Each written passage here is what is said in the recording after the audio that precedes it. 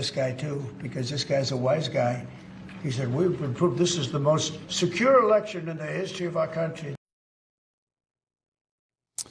Breaking news in our law and justice lead, President Trump moments ago signing an executive order targeting his former cybersecurity chief, former Republican official Chris Krebs, for a Justice Department investigation. Krebs' apparent crime is telling the truth about the 2020 election. Trump also talking about taking on a different official, Miles Taylor, who worked at his own Department of Homeland Security. Let's go right to CNN Chief Legal Affairs Correspondent Paula Reed. Paula, this is shocking. What exactly is the president ordering here? Jake, I've covered President Trump and various legal issues for a decade. I have never seen anything like this. This is a blatant attempt to violate the First Amendment and weaponize the Justice Department.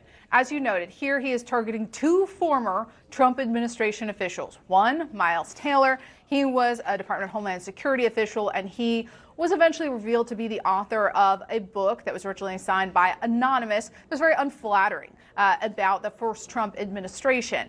Now he's also targeting his former Cybersecurity and Infrastructure Security Agency Director, Chris Krebs, who was, of course, fired a few weeks after the 2020 election after he rejected Trump's claims of widespread voter fraud. But just moments ago, in the Oval Office, Trump ordered to strip them of any security clearances they may hold. Okay. But then he ordered the Justice Department to investigate both former officials. And this is the latest example of Trump trying to weaponize his Justice Department. I mean, Jake, investigate them for what? For words? In the case of Krebs, I mean, his assessment is the overwhelming consensus about the status of the 2020 election, unless you're President Trump or someone really close to him who is worried about angering him. Then when it comes to Miles Taylor and his book, he suggests that he may be guilty of treason. Attorney General Pam Bondi has repeatedly said, Jake, that she is not going to allow the Justice Department to be weaponized, that people will not be targeted based on their political beliefs. If she follows this instruction from the president, it will be clear that those declarations are a farce. So this is a very important question for the Attorney General. Will she follow this order or not? Because there is no legal basis to pursue an investigation into either one of these individuals. Yeah, I mean, I guess the bigger question beyond Pam Bondi and Donald Trump doing this, as you noted, unconstitutional, against the First Amendment, the weaponization of the Justice Department, not terms that we throw around at all in general. The big question is, he's targeting two former Republican officials. Are any current Republican officials going to stand up and say, no, you can't do that, this is un-American? Or are they going to be next?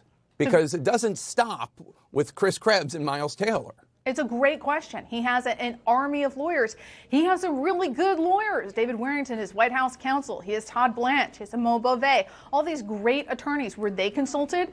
Did they weigh in on this? We heard Will Scharf, one of his legal advisors who is there in the Oval Office. What is their opinion? Look, I get it. Everybody has a boss, right? Sometimes you got to let him put on paper, his thoughts and feelings. It's been a difficult week. But this goes beyond anything we have seen before. Calling the Justice Department to investigate people who have said unflattering things or things that you disagree with.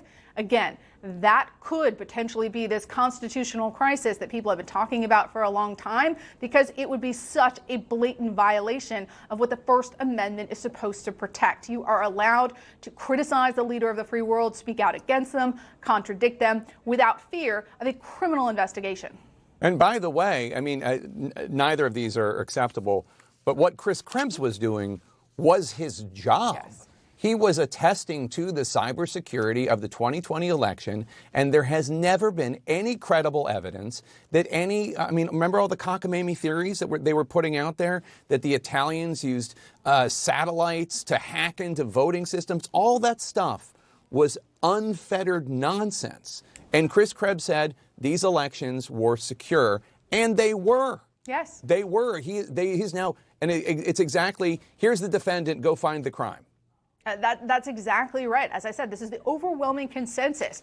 The only people who don't want to come out and say this are President Trump and some very closely aligned individuals who are afraid of drawing his ire, or in this case, potentially being targeted by the Justice Department. Though, of course, at this point, we've not confirmed that the Justice Department is actually going to act on this order. But this is a big test, yet another test for the Attorney General, that clearly any other legal advisors who were consulted, if they agreed with this and went along with this, clearly failed. If only we had a legislature